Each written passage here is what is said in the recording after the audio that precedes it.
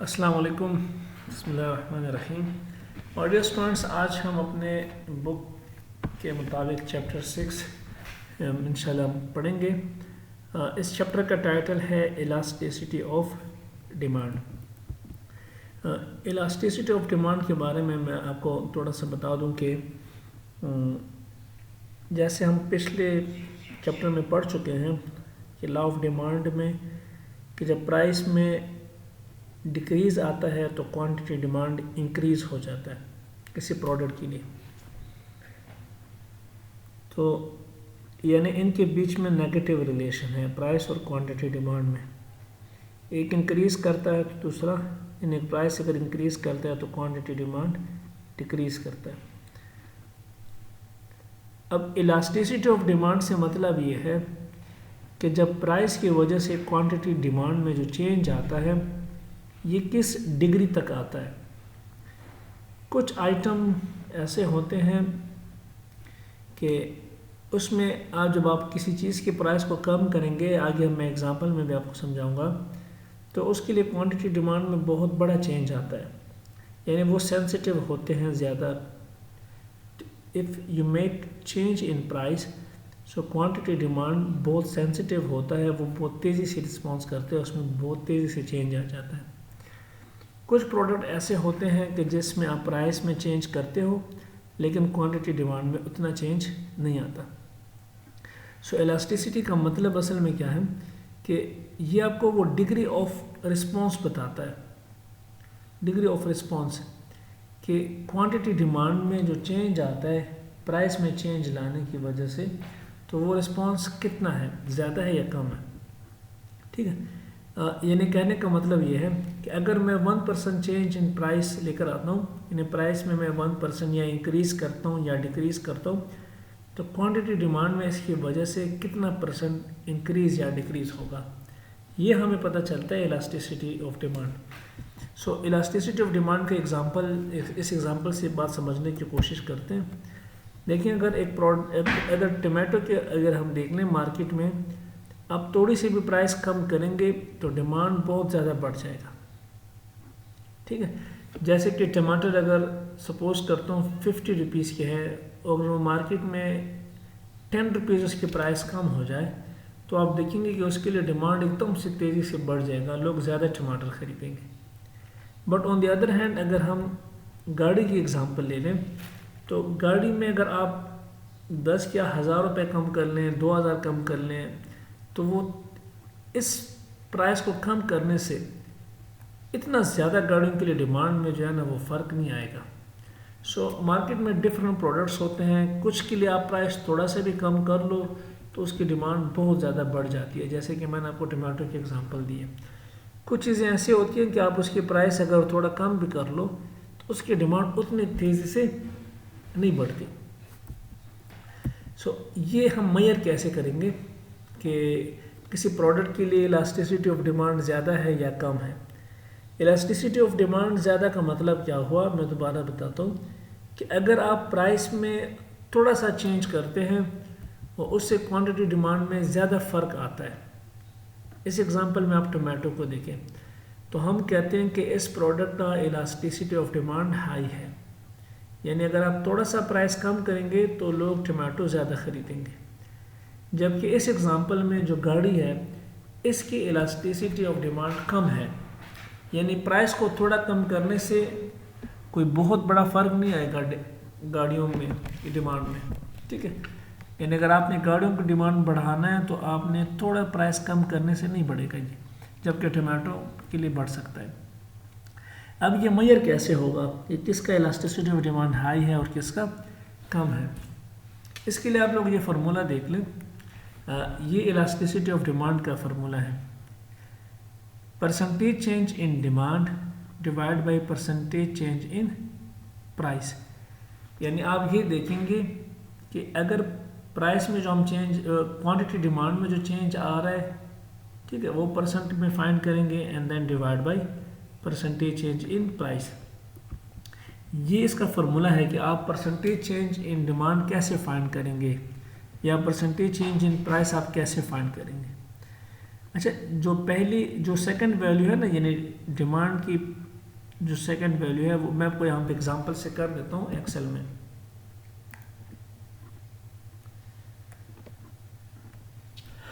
इस एग्जांपल की तरफ देखें, पहले प्राइसेस किसी प्रोडक्ट की 10 थी, फिर डिक्रीज होकर 9 हो गई, ठीक है। अच्छा, जब प्राइस में डिक्रीज आता है तो क्वांटिटी डिमांड में इंक्रीज आ जाता है, ठीक है। 125 से ये 150 हुआ। अब ये जो परसेंटेज चेंज का फॉर्मूला है ये क्या है, Q2 minus Q1 divided by Q1। यहाँ पे अगर आप देखें तो ये 1 है और ये 2 है, यानी ये फर्स्ट क्वांटिटी डिमांड, ये second price and second quantity demand.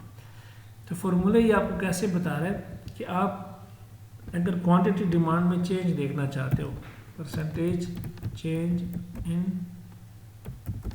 Quantity demand, तो फॉर्मूला उन्होंने क्या बताया हुआ है कि आप Q2 जो है ये माइनस Q1, जो यहाँ से आंसर आएगा वो डिवाइडेड बाय Q1, ठीक है। अगर ये देखें, अब समझ आइए आपको बात, ये 2 से क्या मतलब है, 1 से क्या मतलब है। अच्छा, मल्टीप्लाई बाय 100 करेंगे तो ये परसेंटेज में आपके पास आ जाएगा, ठीक है। ये अगर मैं मल्टीप्लाई बाय 100 करता हूँ तो ये 20% चेंज है, ठीक है। ये आपको बता रहा है कि 20% डिमांड बढ़ गया। अच्छा, प्राइस में कितना चेंज आया ये हम कैसे देखेंगे, परसेंटेज चेंज इन प्राइस। अब अगेन फॉर्मूला देखिए, P2 minus P1 divided by P1, तो ये second price divided by P1, sorry minus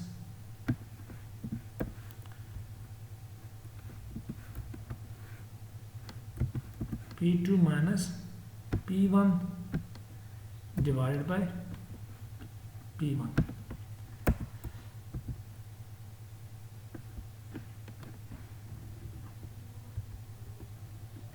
या मैंने माइनस नहीं डाला है, अब ठीक है।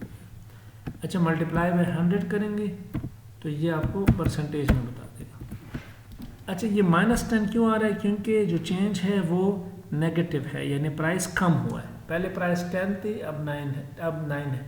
इसका मतलब है कि प्राइस में 10% डिक्रीज आया है, माइनस से मतलब डिक्रीज है, ठीक है। क्योंकि इनके बीच में नेगेटिव रिलेशन है तो प्राइस डिक्रीज हुआ और डिमांड बढ़ गया। तो ये आपके पास ना चेंज का फॉर्मूला है, परसेंटेज चेंज का। अगर आप इसको मज़ीद आसान तरीके से सीखना चाहते हो ना चेंज का फॉर्मूला, तो चेंज का फॉर्मूला ये है P2 divided by P1 and -1। इससे भी आपके पास ये फार्मूला आता है चेंज का, ठीक है।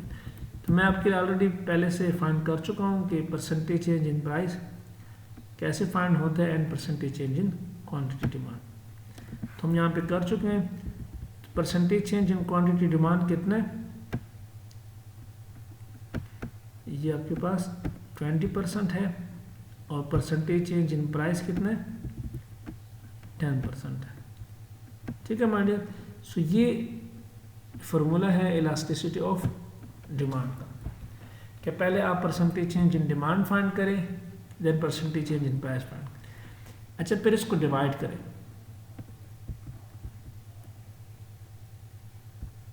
ये मैंने यहाँ पे एक एग्जांपल की है, आप लोगों ने इसको करना है कि क्वांटिटी डिमांड पहले 100 फिर 70, यानी उसमें 30% डिक्रीज आया। क्यों? क्योंकि हमने प्राइस को बढ़ाया है, प्राइस को 5% बढ़ाया है, ठीक है। अब इलास्टिसिटी ऑफ डिमांड जब आप कैलकुलेट करेंगे तो फॉर्मूला क्या है, percentage change in demand divide by percentage change in price. तो आप देखें कि ये आपके पास आंसर आ रहा है 6। अच्छा, ये -6 आ रहा है, तो ये माइनस क्यों आ रहा है, क्योंकि इस फार्मूले को आप गौर से देखें तो ये जो आपके पास आंसर आ रहा है ये क्या बता रहे हैं मैं आपको एक्सेल में रिपीट कर देता हूँ।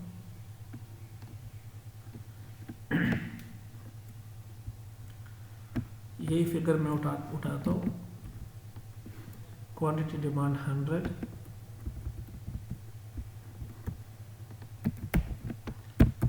पहले 100 फिर 70 हुआ, प्राइसेस 200 एंड देन 210। ठीक है। सो सबसे पहले आप फाइंड करें परसेंटेज चेंज इन, उसका फॉर्मूला क्या बताया मैंने आपको, Q2 माइनस, मैं इस फॉर्मूले से कर लेता हूँ, -30% है,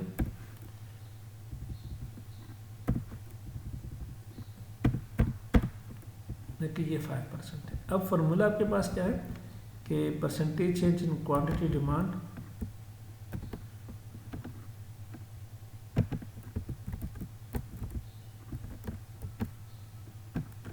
percentage change in quantity demand divided by percentage change in price, ये फॉर्मूला है। ठीक है।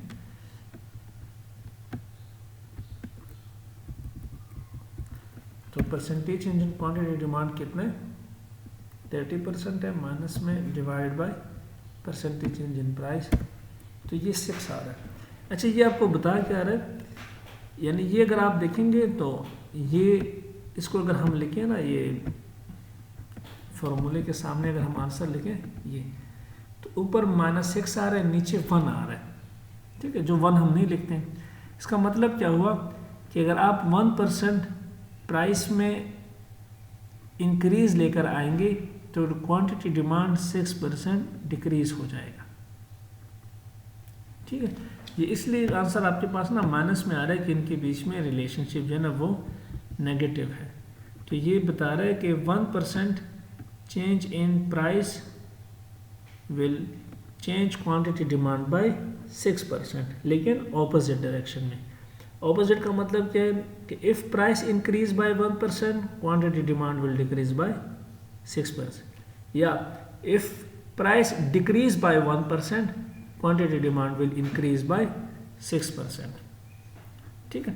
सो ये मैंने आपको बताया कि कैसे आपने कैलकुलेट करना है। अच्छा, ये जो -6 आ रहा है, ये इसको आपने एब्सोल्यूट में लिखना है, तो आप जब इसका आंसर लिखेंगे तो आप सिर्फ 6 लिखेंगे। ये मैंने यहाँ पे -6 आपको इसलिए लिखा कि आपको समझ आ जाए कि ये माइनस में इसीलिए आता है कि इनके बीच में रिलेशनशिप नेगेटिव है, एक को कम करेंगे तो दूसरा बढ़ जाता है। अच्छा, ये जैसे मैंने आपको अभी डिस्कस किया था कि ये जो चेंज इन डिमांड है because of change in price, ये हर वक्त सेम नहीं होता है, किसी का ज़्यादा होता है, किसी का कम होता है। कुछ प्रोडक्ट सेंसिटिव होते हैं, जैसे मैंने अभी आपको टमाटो की एग्जांपल दी। आप प्राइस में चेंज लेकर आएंगे तो डिमांड तेज़ी से बढ़ेगा।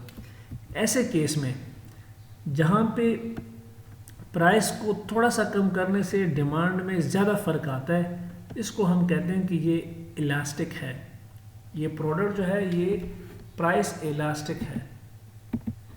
ठीक है, यानी प्राइस इलास्टिक का मतलब क्या है कि जिसमें आप प्राइस में थोड़ा सा भी चेंज लेकर आएंगे ना, तो क्वांटिटी डिमांड उसके मुकाबले में तेज़ी से बढ़ेगा।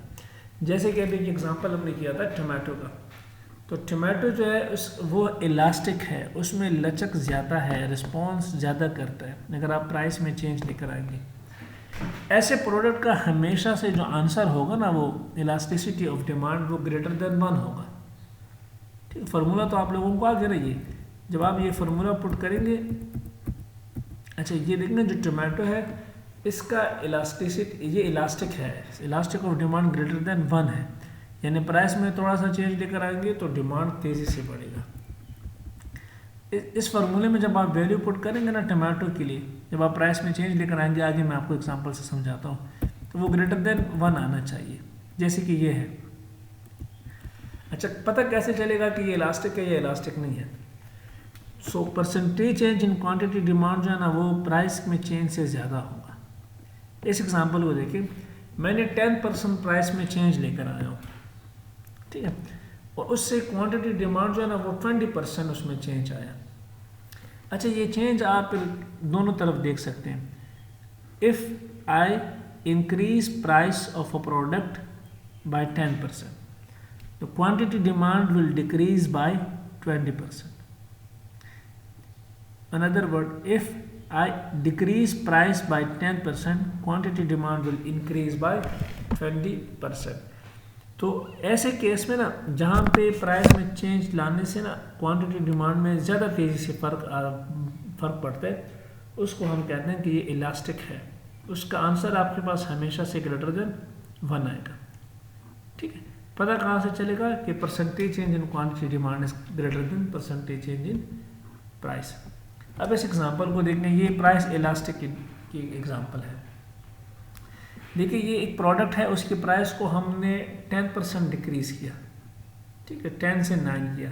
फॉर्मूला अब आपको समझ में आ गया। 9 माइनस 10 डिवाइडेड बाय 10, जो आंसर आ जाए मल्टीप्लाई बाय 100। या दूसरा तरीका ये है कि 9 डिवाइडेड बाय 10 माइनस 1, जो आंसर आ जाए मल्टीप्लाई में 100। अच्छा, मैंने प्राइस को 10% डिक्रीज किया, लेकिन क्वांटिटी डिमांड जो है ना वो 20% उसमें इंक्रीज आया। तो अगर आप इसके लिए इलास्टिसिटी ऑफ डिमांड फाइंड करेंगे तो ये 2 आएगा। एब्सोल्यूट फॉर्म में जब आप लेंगे तो ये 2 है। तो ये आपको बताता है कि आप प्राइस में चेंज थोड़ा सा भी लाएंगे तो डिमांड तेज़ी से बढ़ेगा। ठीक है my dear.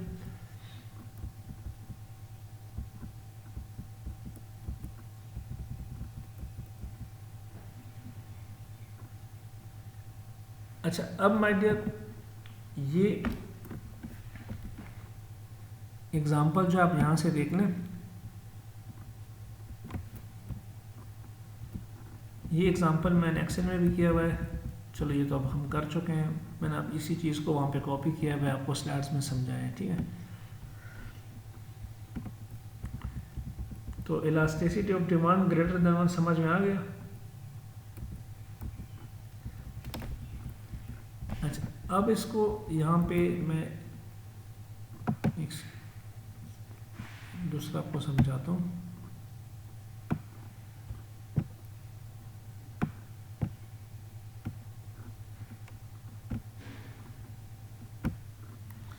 Ji my dear, तो ये हमने समझा इलास्टिसिटी ऑफ डिमांड। जहाँ पे इलास्टिक हो वहाँ पे degree of percentage change in quantity demand is greater than percentage change in price. अच्छा, अब जो इन इलास्टिक होते हैं ऐसे प्रोडक्ट्स ना, जिस तरह भी हमने गाड़ी की बात की, अगर आप उसमें प्राइस में चेंज लेकर आते ना, ये तो डिमांड में चेंज आएगा, लेकिन उतने तेज़ी से चेंज नहीं आएगा। यानी क्वांटिटी डिमांड का जो रिस्पॉन्स है towards the change in price वो कम होगा। ऐसे केस में ना आपको पता कैसे चलेगा, उसका आंसर जो है एक तो इलास्टिसिटी ऑफ डिमांड का लेस देन 1 होगा। ठीक है, दूसरा ये कि उसको आपको पता ऐसे चलेगा कि जो इसको मैं इन इलास्टिक लिख देता हूँ, सॉरी, ये इन इलास्टिक है। ठीक है, तो percentage change in quantity demand जो है ना वो इतना नहीं होगा जितना आपने परसेंटेज चेंज इन प्राइस किया। So percentage change in quantity demand is less than the percentage change in price. इस एग्जांपल में देखिए, आपने 10% प्राइस को कम किया, इस क्वांटिटी डिमांड सिर्फ 5% पड़ा, यानी ये इतना ज़्यादा तेज़ी से प्राइस की तरफ रिस्पॉन्स नहीं करता। तो जब आप इसको सॉल्व करेंगे इलास्टिसिटी ऑफ डिमांड में, इसका जब आप वैल्यू पुट करेंगे तो आपके पास ये लेस देन 1 आ रहा है। जितना कम इसका रिस्पॉन्स होगा उतना ही आपके पास आंसर 1 से कम आता जाएगा। मतलब 0.1, 0.2, 0.3, 0.5, 0.9। तो अब इस एग्जांपल को देखें, हमने यहाँ पे प्राइस को डिक्रीज किया बाय 10%। ठीक है, उससे क्वांटिटी डिमांड बढ़ा, क्योंकि प्राइस कम करने से डिमांड बढ़ता है, लेकिन उतनी तेज़ी से नहीं बढ़ा। डिमांड में सिर्फ चेंज आया 5%, इसलिए आपके पास इलास्टिसिटी ऑफ डिमांड का आंसर आ रहा है लेस देन 1, जो कि 0.5। यानी इसमें प्राइस में चेंज लाने से डिमांड में उतनी तेज़ी से चेंज नहीं आता।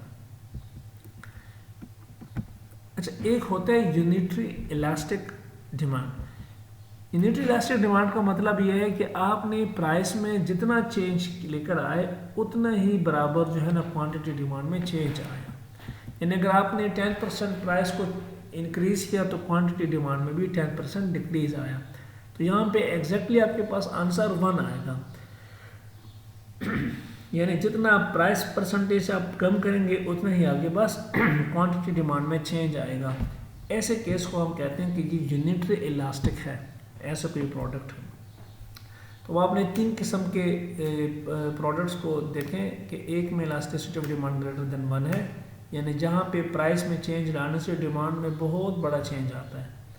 ठीक है, अगर आप देखिए ना टमाटो की अगर आप प्राइस बढ़ाएंगे तब लोग जो है ना ख़रीदना बंद कर देते हैं, कहते हैं इन दिनों में नहीं ख़रीदते, जैसे प्राइस कम होगी तो ज़्यादा ख़रीद लेंगे। तो दोनों तरफ इंक्रीज़ और डिक्रीज़ प्राइस में अगर आप लेकर आएंगे तो डिमांड बड़े तेज़ी से रिस्पॉन्स करेगा, उसको हम कहते हैं इलास्टिक। जहाँ पे प्राइस में चेंज लाने से डिमांड में ज़्यादा फ़र्क नहीं आता, जैसे कि कीमती गुड्स हैं, गाड़ियाँ वगैरह, तो इसको हम कहते हैं कि इन इलास्टिक है, इसका डिमांड इतना तेज़ी से रिस्पॉन्स नहीं करता। यूनिटरी इलास्टिक का क्या मतलब है, जितना प्राइस पे चेंज लेकर आएंगे उतने ही क्वांटिटी डिमांड में चेंज आएगा। अब देखें यहाँ पे हमने प्राइस को 10% डिक्रीज किया तो क्वांटिटी डिमांड बढ़ा, कितना बढ़ा, 10% इंक्रीज हुआ। 10% decrease in price will bring 10% increase in quantity demand, इसलिए आपके पास आंसर इलास्टिसिटी ऑफ डिमांड का 1 आ रहा है। अगर आपको इस तरह एक मिक्स सा टेबल दे दिया जाए कि ये अगर आप पेपर में सपोज या टेस्ट में ये दे दिया जाए कि आप कैलकुलेट करें कि किस टाइम पे डिमांड किसी प्रोडक्ट का इलास्टिक है या इन इलास्टिक है या यूनिटरी है, तो आप कैसे फाइंड करेंगे?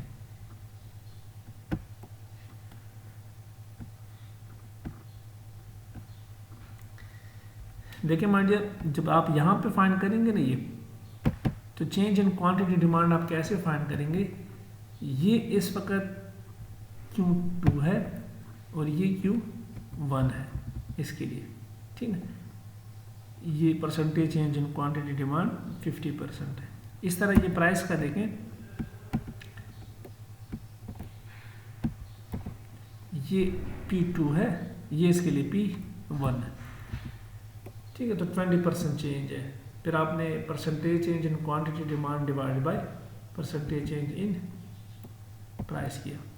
अच्छा ये देखें, अब इसके लिए ये Q2 है, ये Q1 है, क्योंकि ये इसमें चेंज बता रहा है 15 से 16.5, तो ये कितना इंक्रीज़ है, ये 10% इंक्रीज़ है। डिमांड 10% डिक्रीज़ हुआ क्योंकि आपने प्राइस को कम किया। जो प्राइस में डिक्रीज़ है वो कितना है, 20% है। अब ये P2 है और ये P1 है, ठीक है। तो यहाँ पे ये चेंज आपको नज़र आ रहा है। तो मैंने जब इसमें इलास्टिसिटी ऑफ डिमांड फाइंड किया, दिस डिवाइड बाय दिस, यानी change in quantity demand divide by change in price, तो ये मेरे पास लेस देन 1 आ रहा है, इसलिए मैंने ब्लैंक में क्या लिखा है कि दिस इज इन इलास्टिक, ठीक। अब ये कहाँ से आएगा, अब इसके लिए ये Q2 है और ये Q1 है, यानी 2 मतलब आज, 1 मतलब इसका पिछला, ठीक है। तो ये कितना परसेंट चेंज है, ये ऑलमोस्ट 51 या 52% है। और ये देखिए प्लस में आ रहे हैं, यानी चेंज इंक्रीज में है, पॉजिटिव है। क्यों डिमांड इंक्रीज हुआ, क्योंकि हमने प्राइस को 20% कम किया। अच्छा अब यहाँ पे आप देखिए प्राइस 20% डिक्रीज हुआ लेकिन क्वांटिटी डिमांड 52% इंक्रीज हुआ, तो मुझे तो यहीं से पता चलता है कि ये इलास्टिक है, क्योंकि प्राइस में चेंज कम है, क्वांटिटी डिमांड में चेंज ज़्यादा है। अगर आप जब इलास्टिसिटी ऑफ डिमांड फाइंड करेंगे तो वो भी आपको बता रहे हैं कि ये ग्रेटर देन 1 है। थर्ड जो हमने पढ़ा था, अब देखिए प्राइस में 20% डिक्रीज हमने किया ना, ये 40 से 20, और क्वांटिटी डिमांड में इंक्रीज आया तो वो भी 20%, यानी 20% प्राइस कम करने से क्वांटिटी डिमांड 20% बढ़े, तो दोनों में जो चेंज है वो एक जैसा है। तो ये हमने कंसेप्ट जो पढ़ा था यूनिटरी इलास्टिक, तो आंसर भी आपके पास 1 आ रहा है, ठीक है। तो ये मैंने एक जगह पे आपको बना दिया। अच्छा आपको ग्राफ इसके कैसे नज़र आएंगे, याद रखिए जो इलास्टिक, जिस प्रोडक्ट का डिमांड है इलास्टिक होगा, यहाँ से आपको नज़र आता है। ये देखिए ये जो चेंज है ना, ये ब्लैंक आपको नज़र आ रहा है, प्राइस में चेंज थोड़ा सा है, लेकिन आप क्वांटिटी डिमांड में चेंज देखिए तो बहुत बड़ा है। यानी प्राइस पहले ये था, जब 1 प्राइस था तो डिमांड कितना था 2, फिर प्राइस को जब 20% डिक्रीज किया 0.80 पे लेकर आ गए, तो डिमांड में आप देखें बहुत बड़ा चेंज आ गया, ऑलमोस्ट 300%। तो इलास्टिक डिमांड में ग्राफ से भी पता चलता है, ठीक है, कि यहाँ से आपको नज़र आ रहा है कि प्राइस में थोड़ा चेंज, डिमांड में बहुत बड़ा चेंज। अच्छा, ये जो एक और आपको मैं निशानी बता दूँ, जब आप इलास्टिक डिमांड के लिए ग्राफ बनाएंगे तो ये जो लाइन होगा ना, इसका ये जो कर्व है, ये फ्लैट होगा। देखिए फ्लैट लाइन है, ठीक है। ये फ्लैट आपको तब समझ में आएगा जब आप इसके बाद इन इलास्टिक को समझें। इन इलास्टिक में क्या था, देखिए आपने प्राइस में 100 से 70 किया, पहले 100 प्राइस पे डिमांड कितना था 200, फिर जब आपने प्राइस को 30% डिक्रीज किया तो डिमांड थोड़ा सा बढ़ा, यानी 20% बढ़ा। सो इन इलास्टिक में हमने पढ़ा था कि प्राइस में आप बहुत बड़ा चेंज लेकर आएंगे तो डिमांड में चेंज आएगा लेकिन कम। ये जो आपको लाइन होगा ना कर्व, एक तो यहाँ से पता चल रहा है ये जो फासला है, दूसरा ये कि जो इन इलास्टिक है ना, इसका जब कर्व बनता है लाइन, ये स्टीपर होता है, ठीक है, वो फ्लैट है, ये इसका लाइन स्टीपर होता है। सो ये भी बात आप लोग याद रखें एमसीक्यूज वगैरह के लिए, इंटरव्यू के लिए, कि इन इलास्टिक का जो ग्राफ है वो स्टीपर होता है, इलास्टिक का फ्लैट होता है। यूनिटरी का मैंने यहाँ पे नहीं डाला हुआ है, लेकिन यूनिटरी इलास्टिक का जो है वो स्ट्रेट लाइन होता है, ना ज़्यादा स्टीप होता है ना ज़्यादा फ्लैट होता है, ठीक है।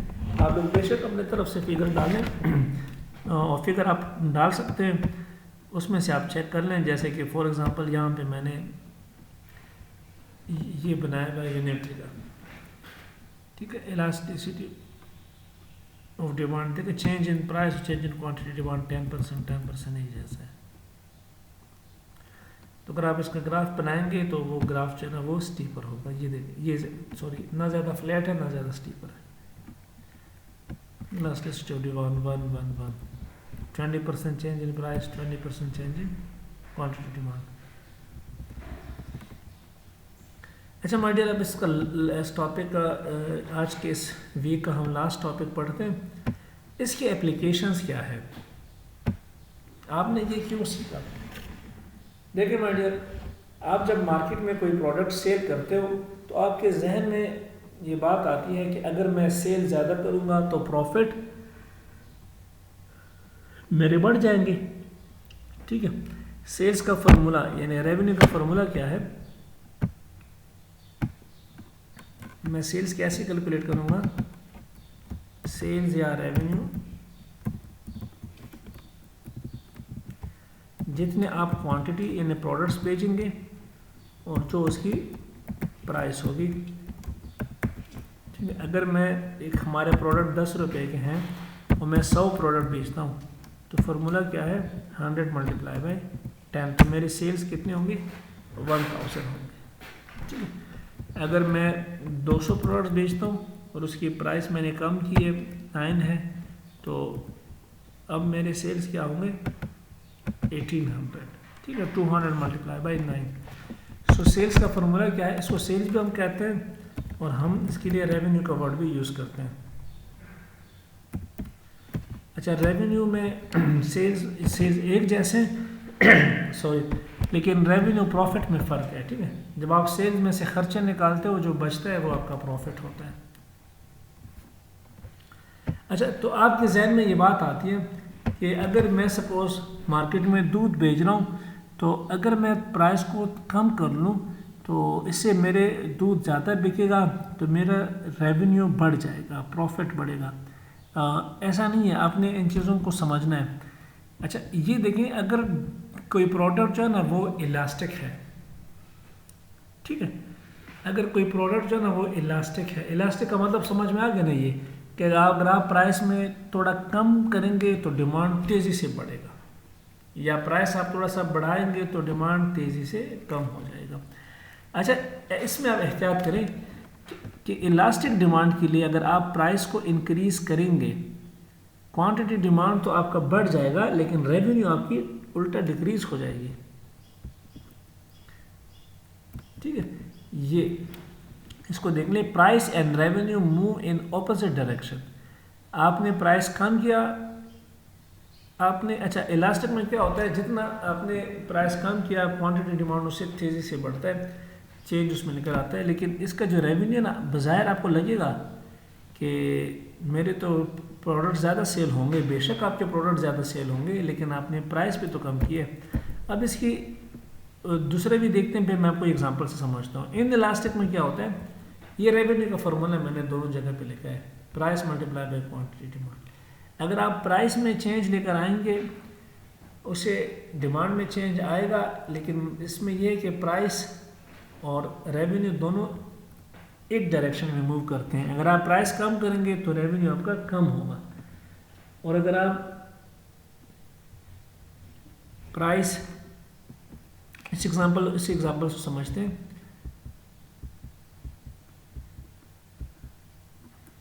ये देखिए, इलास्टिक डिमांड यानी जहाँ पे इलास्टिक डिमांड से मतलब जहाँ पे ग्रेटर देन 1 हो, जहाँ पे मैंने आपको बताया था कि इसमें देखें 10% चेंज इन प्राइस है तो 15% चेंज इन डिमांड है, यानी चेंज इन प्राइस इतना नहीं है जितना डिमांड में चेंज आता है, तो ये 1.5 आ रहा है।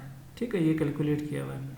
इसमें आप देखें, जब आप प्राइस को कम करेंगे इलास्टिक प्रोडक्ट के लिए, क्वांटिटी डिमांड बढ़ जाएगा, ठीक है, और इससे रेवेन्यू बढ़ेगी। लेकिन अगर आपने प्राइस बढ़ाया, क्वांटिटी डिमांड डिक्रीज हो जाएगा और रेवेन्यू भी डिक्रीज हो जाएगा। तो आप देखिए, price and revenue opposite direction में मूवमेंट करते हैं। ये कम किया तो रेवेन्यू बढ़ी है, प्राइस बढ़ाया तो रेवेन्यू इंक्रीज हुआ है। अब इस एग्जांपल से समझने की कोशिश करते हैं। ये आप देखें कि मैं यहाँ से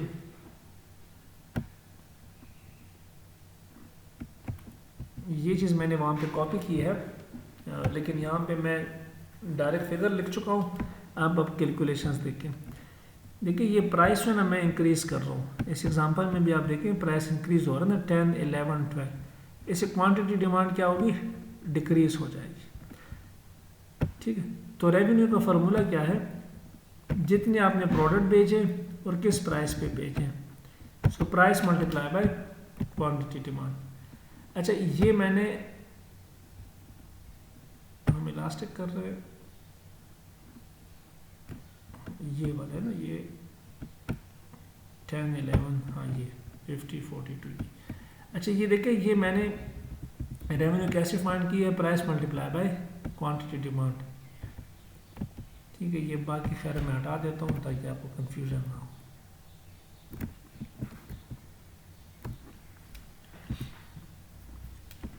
अच्छा, जैसे जैसे मैं प्राइस कम करूँ ना, ये डिमांड इसके लिए, सॉरी, जैसे जैसे मैं प्राइस बढ़ा रहा हूँ, डिमांड जो है ना वो कम हो रहा है। आज आप देखें प्राइस में चेंज कितने 10% है, जबकि डिमांड में चेंज ज़्यादा है, 15% है। तो इसका मतलब है कि ये इलास्टिसिटी ऑफ डिमांड इसका ग्रेटर देन 1 है। अब यहाँ पे आप रेवेन्यू का बिहेवियर देखें कि जैसे आप प्राइस बढ़ा रहे हो तो डिमांड कम हो रहा है, ठीक है, और रेवेन्यू जो है वो भी आपकी कम हो रही है। तो आप इस चीज़ में एहतियात करें। ये जो इलास्टिक प्रोडक्ट्स होते हैं ना, ये अगर आप इसकी प्राइस थोड़ा सा बढ़ाएंगे ना, ये तो इसकी डिमांड जो है ना वो उससे ज़्यादा, आपने प्राइस इतनी नहीं बढ़ाई होगी, आपने 10% बढ़ाया, लेकिन डिमांड बहुत तेज़ी से कम होगा। इस वजह से आपके रेवेन्यू कम होना स्टार्ट हो जाएंगे। तो अगर आप मार्केट में ना सपोज दूध है, दूध जो है अगर वो उसकी प्राइस आप बढ़ाएंगे, थोड़ा सा भी आप बढ़ाएंगे तो डिमांड बहुत तेज़ी से आपका कम हो जाएगा, जिसकी वजह से आपकी रेवेन्यू कम हो जाएगी। दूसरी तरफ देखें, अगर आपने प्राइस को कम किया, ठीक है, प्राइस को मैंने कितना कम किया, 10%, फिर 10%, फिर 10%। अच्छा, जब प्राइस कम करता हूँ तो डिमांड बढ़ रहा है। डिमांड चूँकि ये इलास्टिक की एग्जांपल है तो डिमांड प्राइस के मुकाबले में तेज़ी से बढ़ रहा है। 10% डिक्रीज, इसमें 15% इंक्रीज़ आ गया। 10% डिक्रीज, ये 15% इंक्रीज़ आ गया। ये मैं आपको बता चुका हूँ कि आप परसेंटेज चेंज इंक्रीज़ कैसे कैलकुलेट करेंगे, यहाँ पे मैंने किया भी है। ठीक है, आप देखिए इलास्टिसिटी ऑफ डिमांड में इसका 1 से ग्रेटर आ रहा है। अच्छा, यहाँ पे देखें, जैसे मैं प्राइस कम करूँ ना तो रेवेन्यू बढ़ रहा है। तो price and revenue opposite direction में चलते हैं।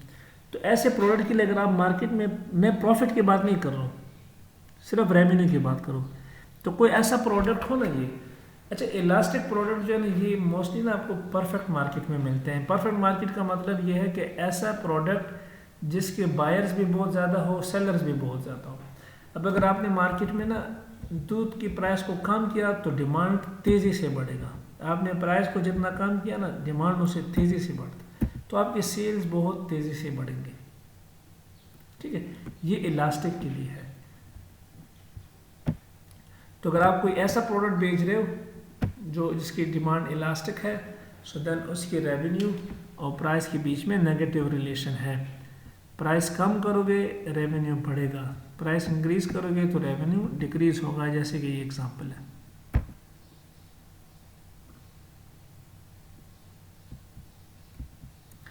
दोनों एग्जांपल मैंने यहाँ पे लिखे हैं, ठीक है। प्राइस इंक्रीज तो रेवेन्यू डिक्रीज, 500 465 डिक्रीज हो रहा है। सेकंड देखें, अगर आपने प्राइस को कम किया तो रेवेन्यू बढ़ रही है। ठीक है माय डियर, सो ये इसकी इम्प्लीकेशन है रियल मार्केट में जब आप फैसला करते हो। अब आते हैं इन इलास्टिक की तरफ। इन इलास्टिक जो है ना वो इसका उलट चलेगा। आपने प्राइस कम किया, डिमांड जो है ना वो बढ़ गए, ज़्यादा प्रोडक्ट्स मार्केट में सेल होंगे, लेकिन रेवेन्यू आपका कम हो जाएगा। तो इसमें price and revenue same direction में मूवमेंट करते हैं। अगर आपने प्राइस बढ़ाया तो डिमांड आपका कम हो जाएगा, लेकिन रेवेन्यू आपका बढ़ेगा। वजह क्या है, यानी जितना आप प्राइस में चेंज लेकर आते हो ना, ये अगर आपने प्राइस को कम किया ना ये, तो क्वांटिटी डिमांड में जो इंक्रीज आता है वो उस हद तक नहीं आता जितना आपने प्राइस में डिक्रीज लेकर आए हो, इसलिए आपकी रेवेन्यू उतनी नहीं बढ़ेगी। अब इस एग्जांपल को भी देख लें।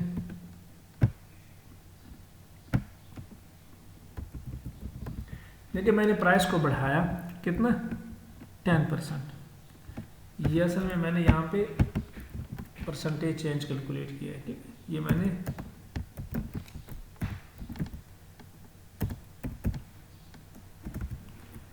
मैंने percentage change in price calculate किया है, और यहाँ पे मैंने percentage change in quantity demand calculate किया। अच्छा अब आप देखिए मैंने प्राइस को 10% इंक्रीज किया, ठीक है, 10% इंक्रीज। तो अगर परसेंटेज में आप देखना चाहते हो तो मैं इसको परसेंटेज में भी कन्वर्ट कर सकता हूँ यहाँ से, ठीक। तो प्राइस को मैंने 10% इंक्रीज किया, क्वांटिटी डिमांड 5% डिक्रीज हुआ, ठीक है, ये डिक्रीज हो रहा है। इसका असर रेवेन्यू पे क्या आ रहा है, रेवेन्यू का फॉर्मूला क्या है, प्राइस प्रोडक्ट की और कितने वो सेल हो रहे हैं। इसका असर रेवेन्यू पे ये आ रहा है कि रेवेन्यू बढ़ रहा है, ठीक है। तो प्राइस बढ़ाने से रेवेन्यू भी बढ़ रहा है, क्योंकि मैंने आपको बताया ना कि इन इलास्टिक में जो रिलेशनशिप है प्राइस और रेवेन्यू में वो सेम डायरेक्शन में है। कैसे पता चलेगा इलास्टिसिटी ऑफ डिमांड इसकी लेस देन 1 है, ये इन इलास्टिक है, तो आप यहाँ से फाइंड भी कर सकते हैं। Percentage change in demand divide by percentage change in price.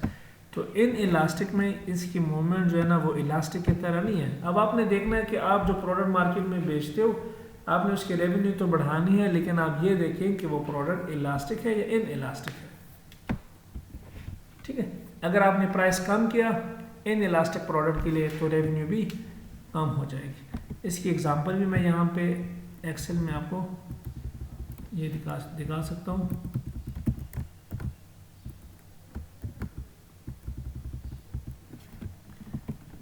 देखिए मैंने प्राइस को कम किया, पहले मैंने बढ़ाया था, अब मैं प्राइस को कम करूँ, 10% डिक्रीज मैंने किया, फिर 10% डिक्रीज किया। डिमांड जो है ना वो बढ़ रहा है 5%, यानी जितना ज़्यादा मैंने प्राइस को चेंज किया उतना ज़्यादा डिमांड नहीं बढ़ा, इसलिए इसका आंसर जो है ना वो लेस देन 1 आ रहा है। और रेवेन्यू पे इसका इम्पैक्ट क्या है, प्राइस कम किया, ठीक है, तो रेवेन्यू भी कम हो रहा है। तो इन इलास्टिक के लिए आपका डिसीजन इलास्टिक के मुकाबले में डिफरेंट होगा। अगर आप इन इलास्टिक में रेवेन्यू बढ़ाते हो तो प्राइस को बढ़ाओ, ठीक है माय डियर, होपफुली आप लोगों को ये बातें समझ में आई होगी। स्टिल किसी का कोई क्वेश्चन है सो ये पीपल आर मोस्ट वेलकम, आप उनसे पूछ सकते हैं। ठीक है जी, अल्लाह हाफिज़, थैंक यू।